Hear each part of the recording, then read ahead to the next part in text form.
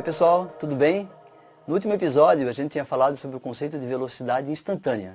Então, só repetindo o que nós vimos no último episódio, a velocidade instantânea, que corresponde à inclinação dessa reta tangente à curva de S de t, em função de t no instante genérico t, então essa velocidade instantânea, ela é o limite quando ΔT tende a zero de ΔS sobre ΔT. Então, na verdade, eu vou calcular a inclinação dessa reta secante, fazendo ΔT tender a zero, ou seja, essa reta secante vai coincidir com a reta tangente, certo? Então, aqui tem uma ilustração, tá, disso, num problema genérico de uma função y de x.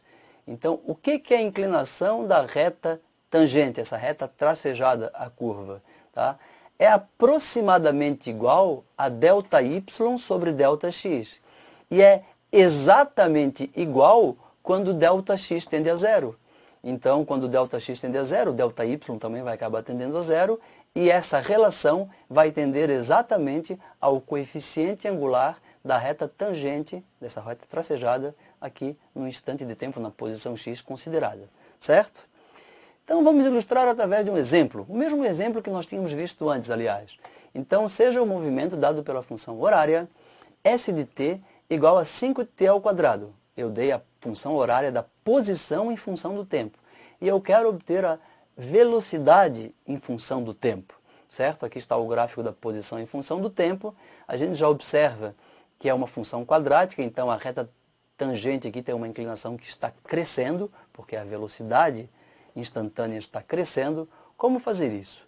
Vamos utilizar a definição de velocidade instantânea. É o limite quando ΔT tende a zero de ΔS sobre ΔT. O que é ΔS? É o S no instante t mais ΔT, menos o S na posição t. Tudo isso dividido por ΔT. No caso específico da função 5t ao quadrado, foi dado então S de t é 5t ao quadrado. E o que é S no instante t mais ΔT? Ora, o argumento da função agora não é mais t, é t mais ΔT. O argumento, eu tinha usado galinha num episódio há bastante tempo. Tá? Então é o argumento ao quadrado multiplicado por 5. Então eu vou substituir isso aqui. Então, a velocidade instantânea é o limite quando ΔT tende a zero de S de t mais ΔT menos S de t dividido pelo ΔT.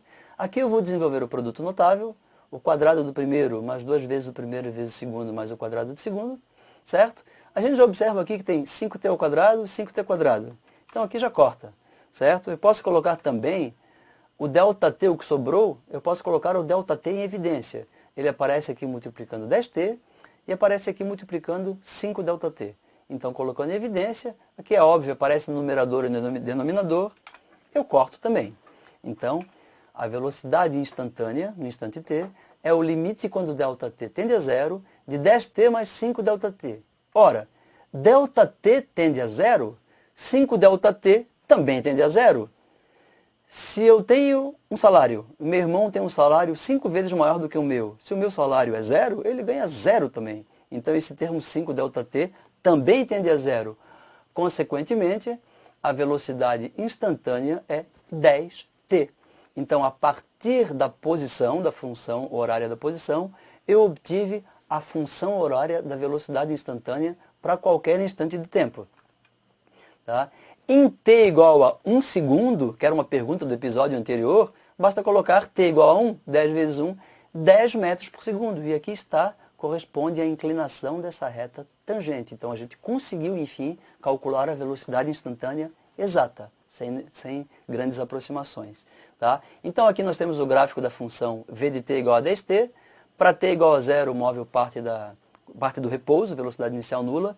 E a cada segundo que passa, sua velocidade aumenta em 10 metros por segundo. Então é um mRUV, cuja aceleração é 10 metros por segundo ao quadrado. Bom, então a definição de derivada. O que finalmente é derivada?